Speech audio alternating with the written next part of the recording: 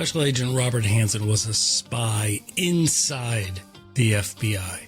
He was a double agent who spied for the Soviet Union and Russia for over 20 years. People were literally executed because of his treason, which has been called the worst intelligence spy disaster in U.S. history.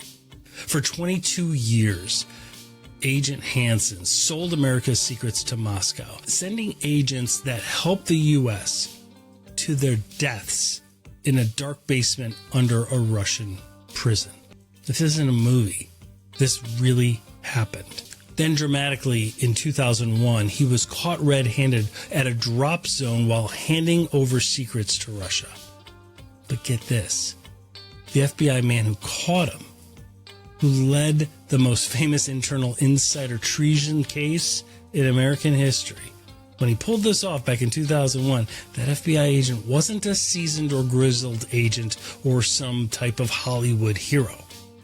He was a 26-year-old rookie agent operating with codename Werewolf or Ghost, who worked this dangerous mission to uncover the truth for the American people. That person is Eric O'Neill, and we are very lucky and excited that he sits down with us next week for an exclusive interview to discuss that case, as well as his new book, which I encourage you to get, Spies, Lies, and Cybercrime.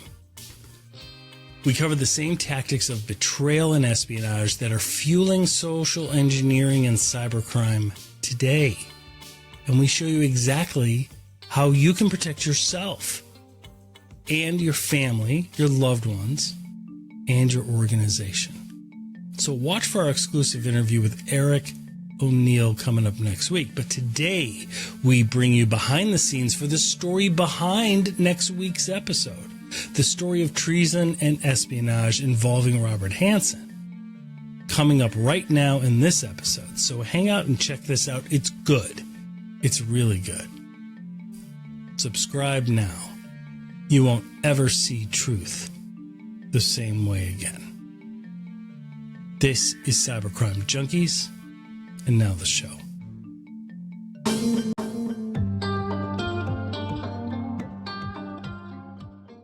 What if the most dangerous spy in American history wasn't some foreign agent, but a church-going FBI veteran? The guy who taught other agents how to catch spies. And what if the person that brought him down finally was only a 26-year-old undercover operative pretending to be his protege? That's the true story of Robert Hanssen, the FBI agent who caused the worst intelligence crisis in U.S. history. And Eric O'Neill, the man who lived inside the cage with him. As we mentioned, Eric O'Neill is on our show for an exclusive interview next week. This is the story that leads up to that. And here's some things that I want to bring to your attention before I walk you through the whole story. Hanssen, the director who committed these treasonous crimes, which led to the execution of Americans and people that were serving the United States, he once asked Eric's wife to join his church group. Think about that for a second. That's part of how he blended mentorship with manipulation. So why did he do this? What was his motive? Well, it's complicated. This isn't a Greek tragedy where one character is all evil or all good. Even though Hanssen made huge amounts of money from committing this treason and selling secrets to Russia, cash, diamonds, you name it, his motivation had layers. It was largely driven by ego, by feeling untouchable, perhaps wanting to feel immortal by outsmarting the system. Eric O'Neill once said, "It was the thing that made him feel that he was the best at something in the world." By the end, The FBI had an office space for Hanssen, but it was outfitted with surveillance cameras and microphones 24/7, 365. And they built a massive internal operation. Around 300 personnel monitoring him by early 2001 when it all came down. Eric Hanssen's code name in the FBI's internal hunt, the target, Eric Hanssen, was called Gray Suit. Eric O'Neill, the one who brought him down, his alias, at least among operatives at the time, was Werewolf. He's also been called Ghost.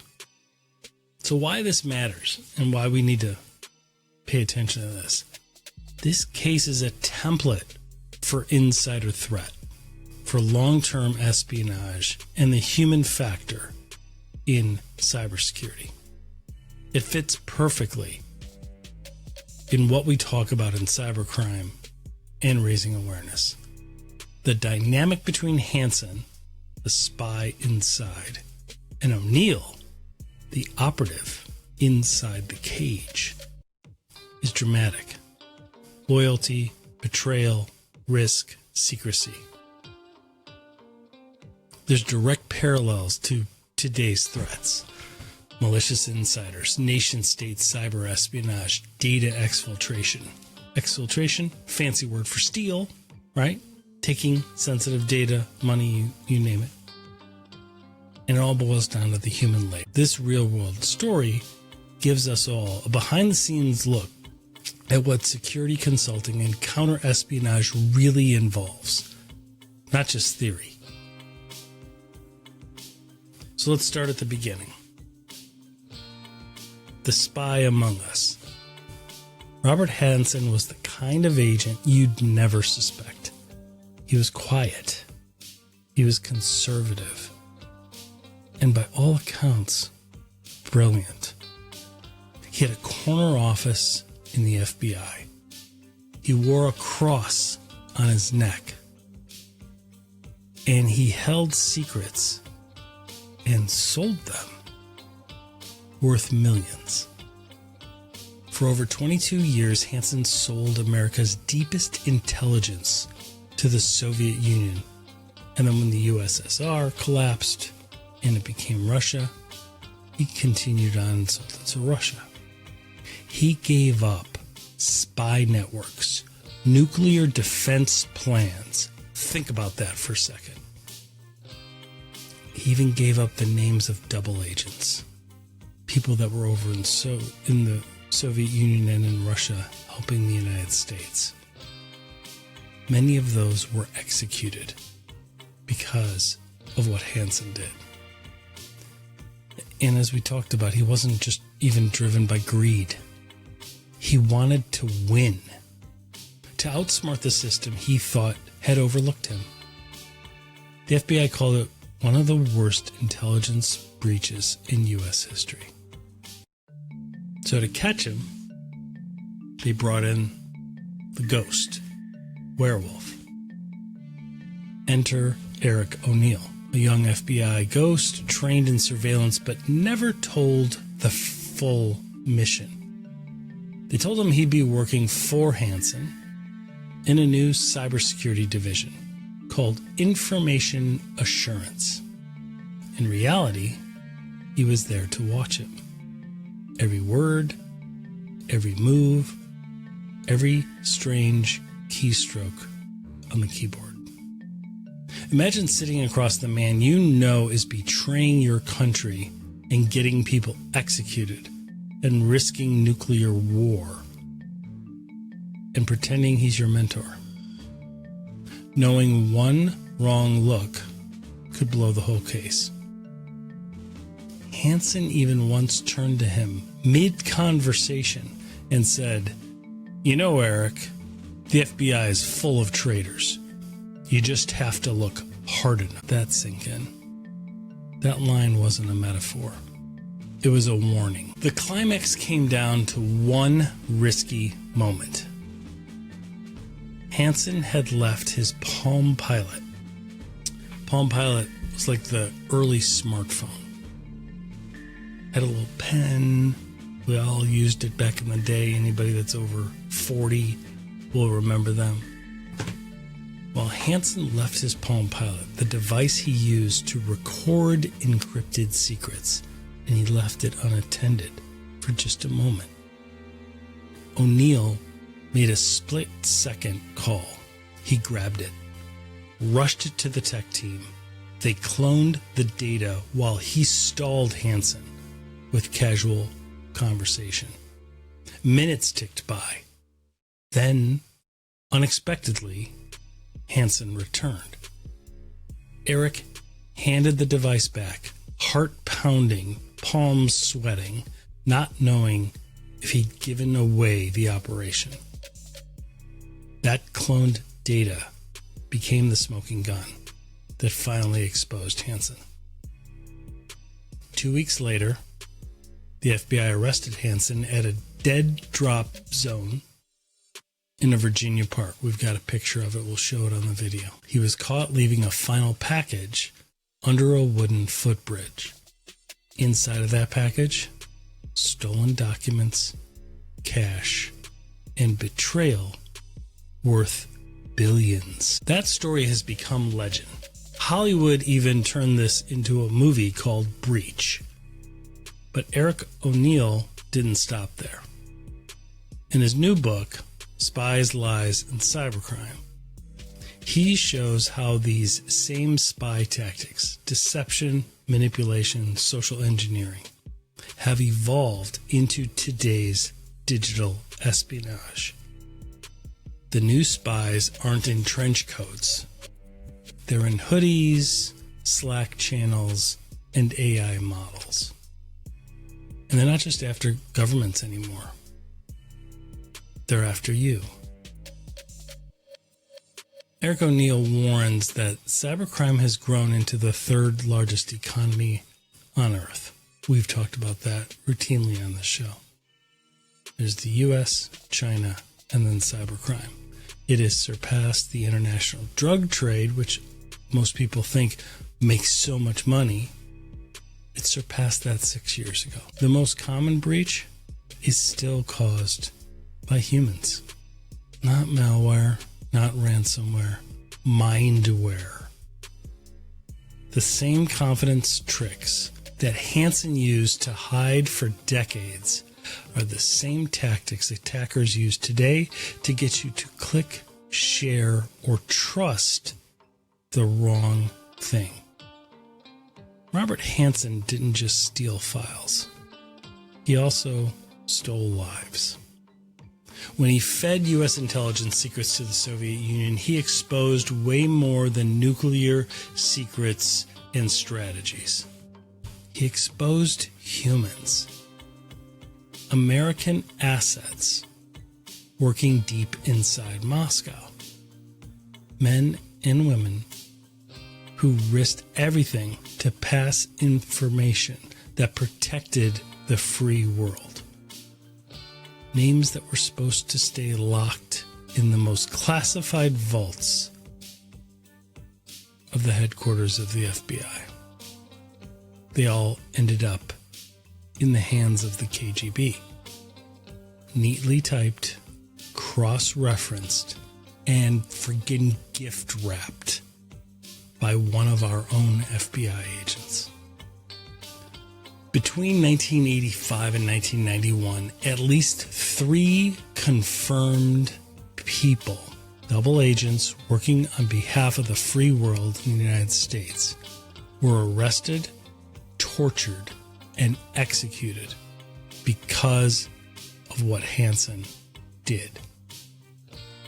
One of them was Adolf Tolkachev, a Soviet engineer who secretly handed over radar blueprints that gave the U.S. an edge in aerial combat. The KGB even called him the billion-dollar spy. Hanssen's leaks helped identify him. They shot him in a Moscow basement. They shot him in a Moscow basement because of information that Robert Hanssen handed them. Think about that. That's the line the history books give us. They shot him in a Moscow basement. Short, clinical, detached.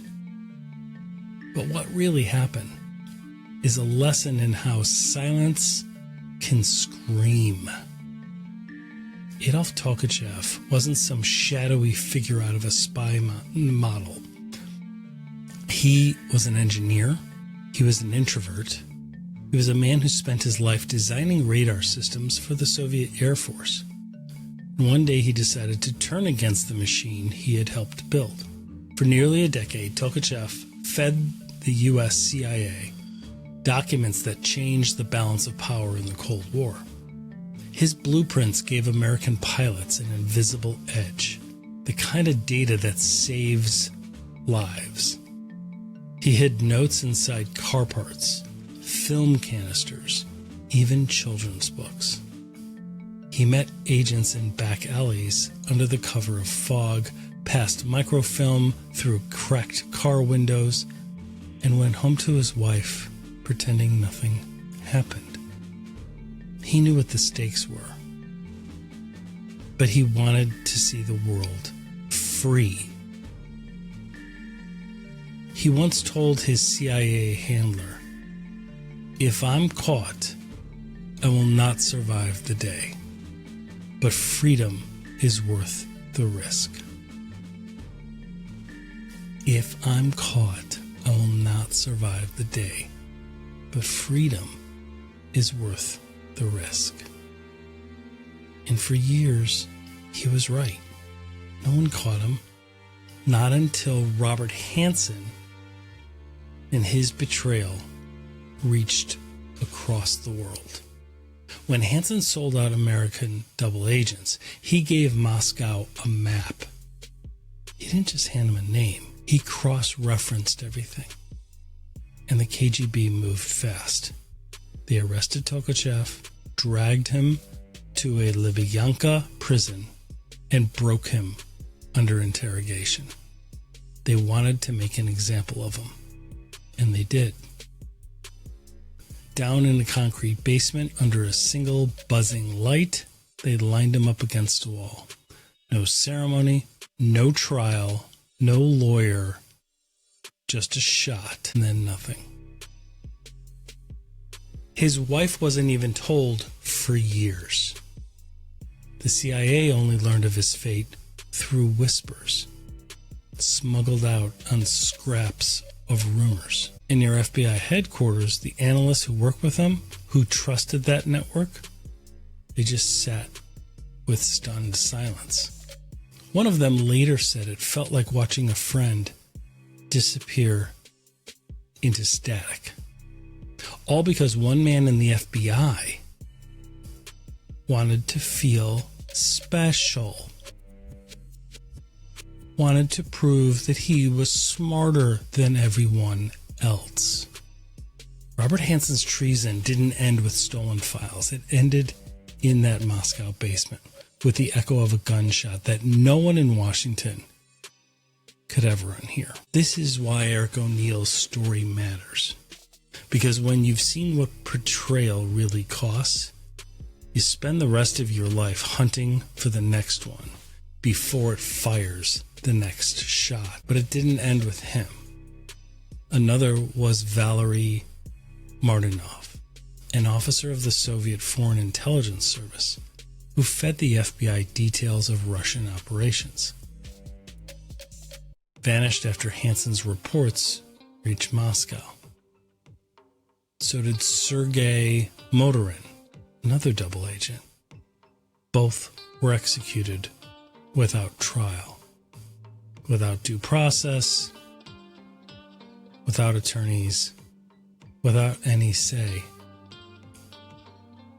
Inside U.S. intelligence, those deaths hit like thunder. Every analyst, every field operative, every handler started to wonder who the heck gave them up. because for years they had led to the saving of so many innocent lives. They had done good work for free people. So for years, the Bureau hunted phantoms. They suspected CIA officer Aldrich Ames, and he was a traitor. But even after Ames was caught, agents kept dying. Someone else was leaking. That someone was still sitting inside an FBI office, gaining a fat paycheck, getting a great pension, attending Catholic Mass on Sundays, heading up church groups, wearing a tie, telling his coworkers to be vigilant against internal threats. Let's talk about the others who never came home. Tolkachev wasn't the only one. When Robert Hanssen sold out American assets, he handed over a death schedule. When we think of Valery and Sergei, both of those officers were in Soviet intelligence. They had quietly chosen a side, the side of freedom. Not a king, not an oppressor, not a totalitarian regime. Yeah, they were double agents, but they were feeding the FBI precious details about Soviet operations, embassy communications, and subtle movements of spies in Washington and Moscow alike. For years, their information saved lives. It helped unmask Soviet illegals, dismantle spy rings, and this steady, delicate chess game of the Cold War. And then their luck ran out because they didn't do anything, not because they slept, not because they talked, but because one of our own, Robert Hanssen, sold their lives for cash, diamonds, most importantly, ego. Fragile ego. In 1985, the KGB came for both of them. They arrived without warning, black Volgas pulling up outside their apartment in the gray hours before dawn. The streets were quiet. The snow was still falling because it always freaking snows there. Neighbors later said that it didn't sound like an arrest. It sounded like a disappearance. Valery Martinov was taken first. They blindfolded him, bound his hands, and dragged him to Lubyanka prison. The same fortress of silence where countless others had vanished. And for months, no word, no trial, no news, no official record of his name. Sergei Motorin followed, a young officer, sharp, careful, convinced he'd been cautious enough to avoid suspicion. He wasn't. The KGB already had his file, thanks to Robert Hanssen. Inside Lubyanka, interrogation meant erosion. Sleep deprivation, waterboarding, isolation, electrical torture. They wanted confessions, but they didn't even need them. They already had the truth in an FBI folder hand-delivered through betrayal.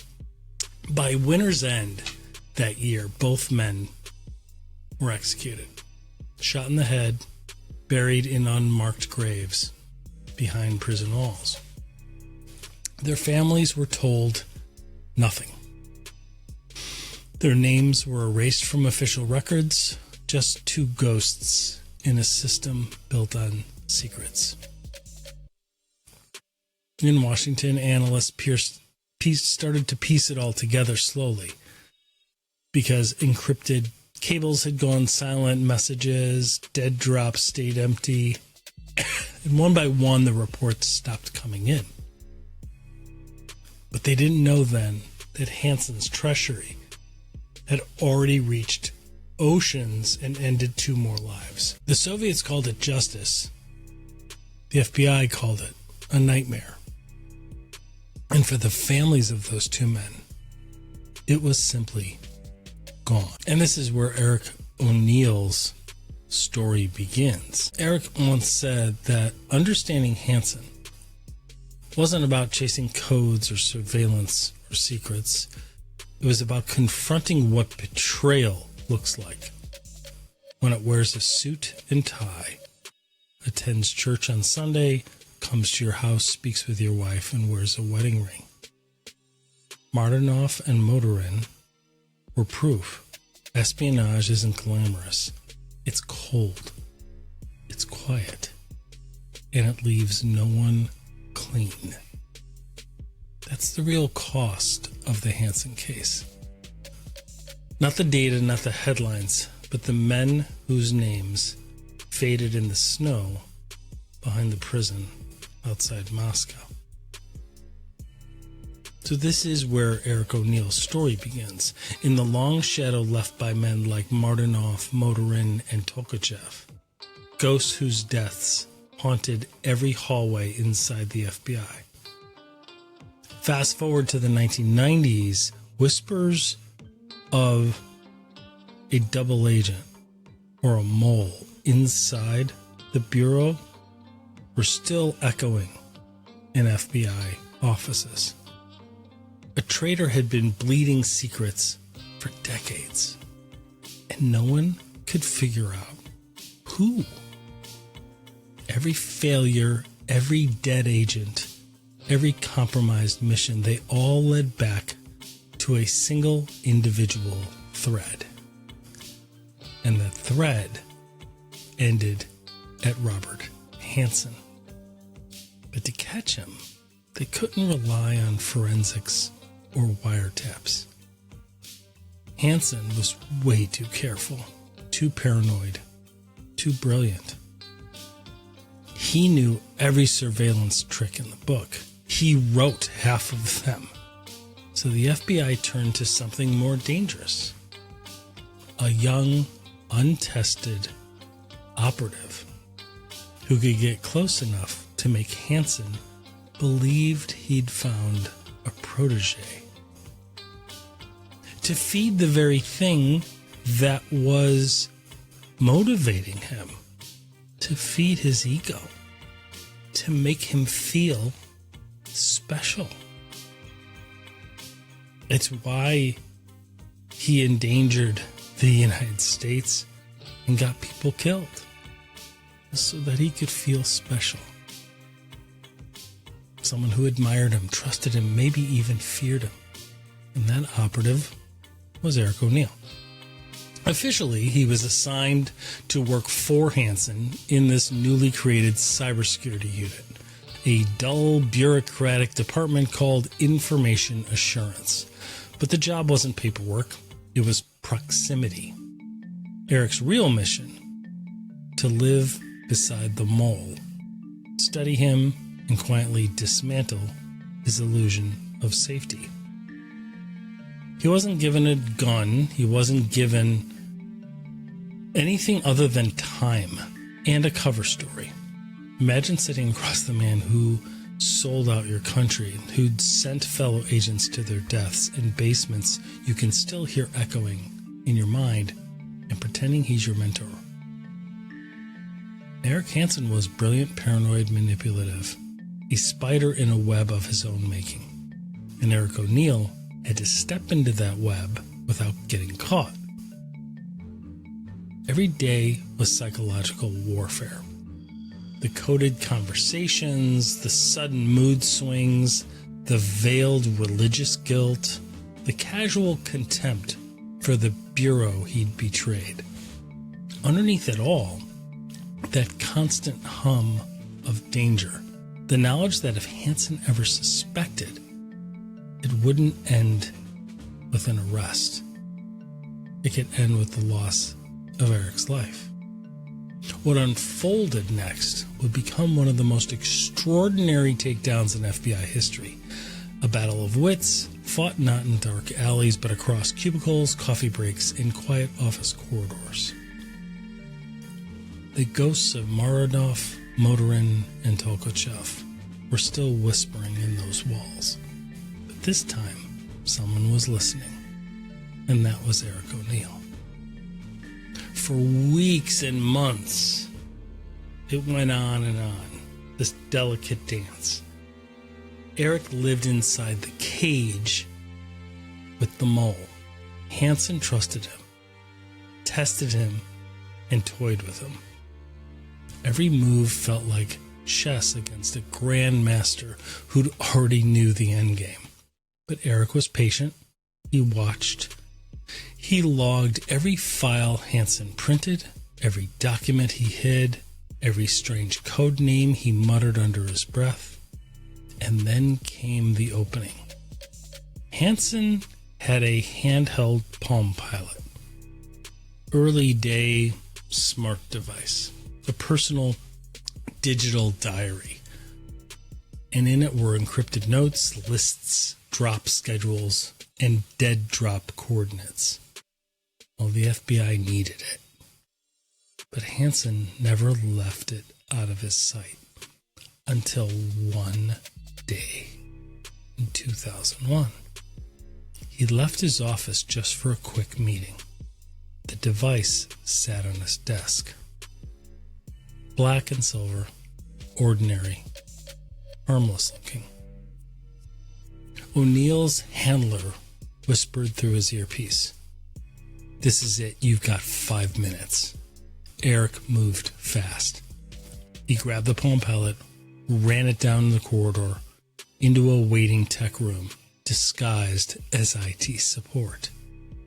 They hooked it up, cloned its data, and worked in complete silence, the kind of silence that feels loud in your chest. Then, footsteps. Hanssen was friggin' coming back early. O'Neill's pulse spiked. He looked down the hallway. No time to finish. He snatched the device, slipped it into his pocket, and rushed back into the office. Hanssen threw open the door just as Eric sat down, pretending to read a file. The PalmPilot was still warm in his hand. "Everything all right, Eric?" Hanssen asked. "Yes, sir. Just catching up on the briefing," Eric replied. Hanssen nodded, eyes searching, suspicious, then sat oblivious, tapping on the same device that now carried his own confession. That cloned data exposed years of betrayal. The files, the payments, the dead drops in Virginia parks, the code names Ramon and B. It was the evidence the FBI had waited decades for. Then, weeks later, finally, February 18th, 2001, in Vienna, Virginia, Hanssen walked across a park toward a wooden footbridge, carrying a plastic bag filled with stolen classified documents. He crouched down to place it beneath a wooden bridge, but it turned out to be his final dead drop. Agents swarmed in. FBI bands screeched up to the path. "Federal agents, don't move." Guns drawn. Hanssen froze, and then he said, "What took you so long?" 22 years of betrayal ended in 12 seconds. When Eric O'Neill finally heard the words, "We got him," he didn't celebrate. He exhaled. Because it wasn't triumph, it was relief. The kind that only comes after standing face to face with evil for way too long. The ghosts of Martinov, Motorin, and Tolkachev finally had their reckoning, and the man who gave them away was in handcuffs. After his arrest in 2001, when Hanssen's identity finally surfaced, it wasn't relief, it was grief. Because his treachery had already erased an entire generation of human beings. People whose families never even got to bury them. Eric O'Neill once wrote that Hanssen's true weapon wasn't even technology. It was trust. The same trust used today in cybercrime. He used his reputation, his piety, his religious guilt, his psychological manipulation, and his calm demeanor as camouflage. He turned belief itself into a tool of espionage, and the result was blood. That's what makes Eric's story so haunting. He wasn't chasing a hacker in a hoodie, he was chasing the man next door. The one who looked like the hero. When the cuffs clinked shut on Robert Hanssen, the FBI didn't just close a case, it closed a wound. For those 2 decades, he'd been bleeding secrets to Moscow, feeding our enemies information that cost lives, wrecked trust, and shattered families. And the lesson left behind wasn't about technology. It's about human nature. He didn't hack firewalls, he hacked faith. He weaponized the one vulnerability that no system can patch, and that's trust. Inside the Bureau, that realization hit harder than any arrest because they finally saw it. The enemy doesn't always knock from the outside. Sometimes they already have the keys.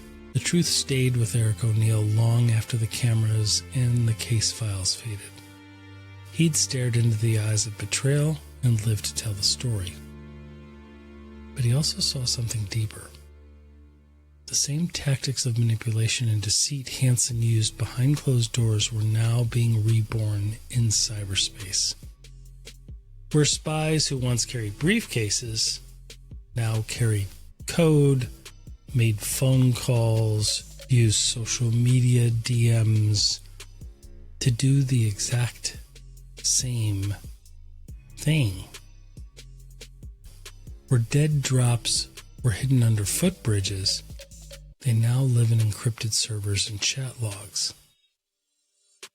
And the people being targeted aren't secret agents. They're your employees, executives, students, elderly, romantic partners, and families. Cybercrime isn't a SaaS program. It's not a tool. It's an economy. The 3rd largest on Earth. Built on stolen trust and human error. That's why Eric wrote his new book, Spies, Lies, and Cybercrime. To show the world that the same psychological traps used by Cold War spies are now being weaponized against every single one of us. Every time we get online, we enter their world. Eric calls it PAID. Prepare, assess, investigate, and decide. PAID. A framework for fighting deception, not just online, but everywhere. Because espionage never ends. It's just changed its format. Next week, we sit down with Eric O'Neill himself, the man who caught America's most dangerous spy, to go a little bit inside this story, but also to unpack how modern espionage works, and to learn how to protect ourselves from the same tactics that Hanssen used to betray a nation. If you think this story ended in 2001, think again. Spies never retire. They just log in. This is Cybercrime Junkies. Subscribe, turn on alerts, stay vigilant. Because when Eric O'Neill joins us next week, you'll see exactly how one spy's betrayal still echoes through every breach, every phishing link, and every insider threat today. Trust me, you won't look at your inbox the same way again. Thanks for listening. Do us a favor and subscribe. See you next week. Catch us on YouTube, follow us on LinkedIn, and dive deeper at cybercrimejunkies.com. Don't just watch, be the type of person that fights back. This is Cybercrime Junkies, and now the show.